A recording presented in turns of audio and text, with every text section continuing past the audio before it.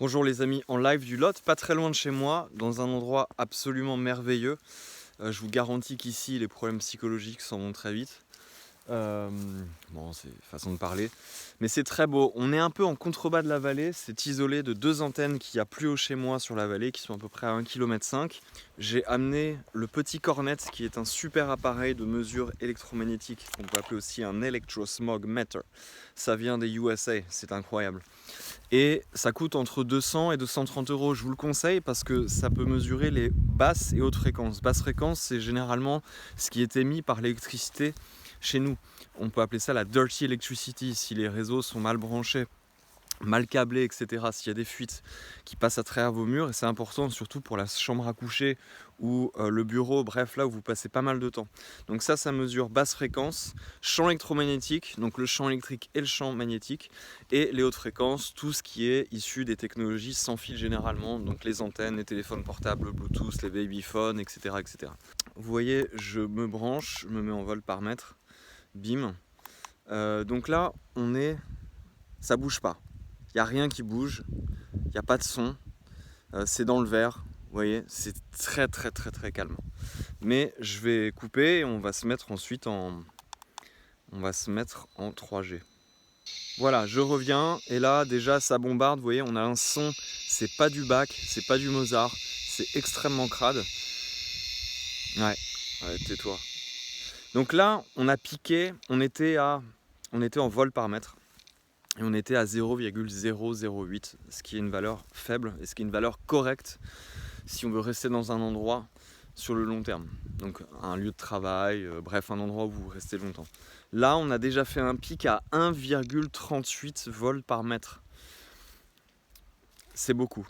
C'est beaucoup. Cet appareil il est réglé d'une manière assez sensible puisque les valeurs références sont celles de la nature. Ce ne sont pas celles délivrées par l'ICNIRP, par l'ONU et puis reprises par nos institutions en France et ailleurs.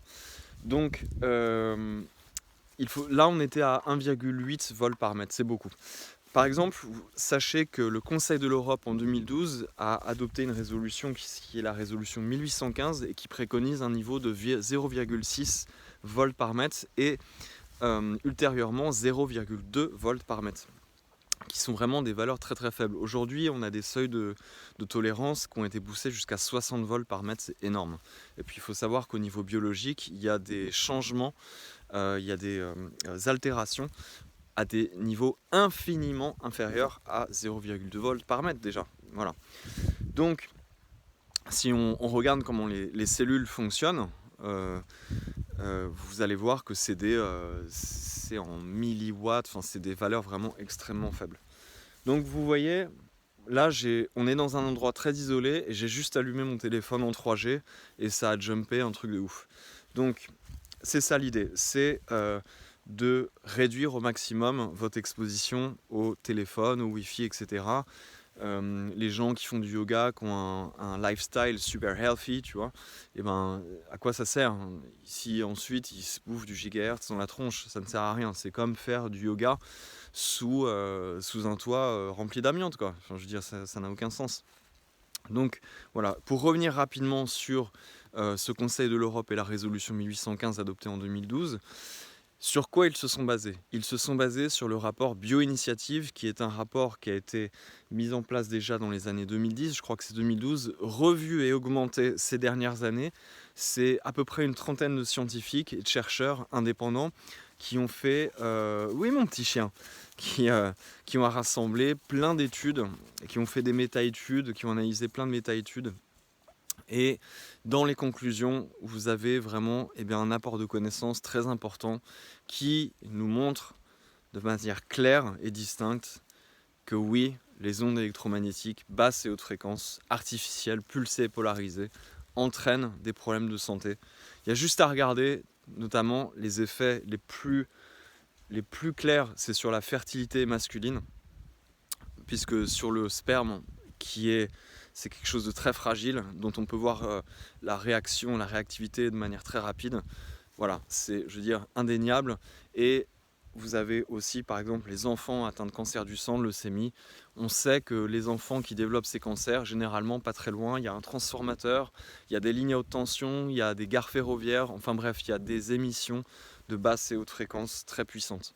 Voilà, donc je mettrai le lien, Bioinitiative Report, résolution de 1815 du Conseil de l'Europe et le petit cornet. Voilà, intégrer cette notion d'hygiène technologique et de pollution électromagnétique dans votre hygiène de vie, c'est très important.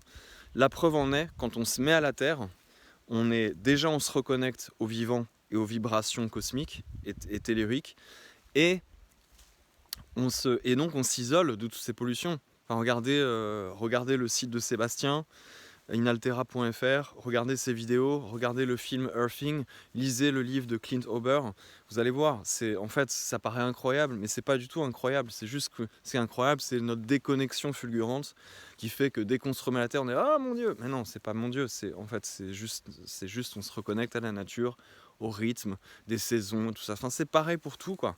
Attention, pollution électromagnétique. Et mini digression, je suis même pas rentré dans la sphère énergétique, parce que là aussi il y a certaines personnes très intéressantes, dont le docteur Klinghardt, qui parlent de ça.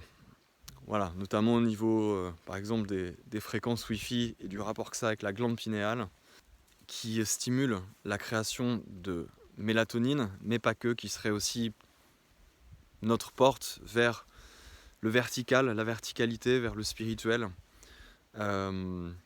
Et on peut aussi se poser ces questions. Bref, on n'est pas entouré de gens, les gens qui tiennent les manettes, qui veulent prendre soin de nous, ça faut se l'enlever de la tête.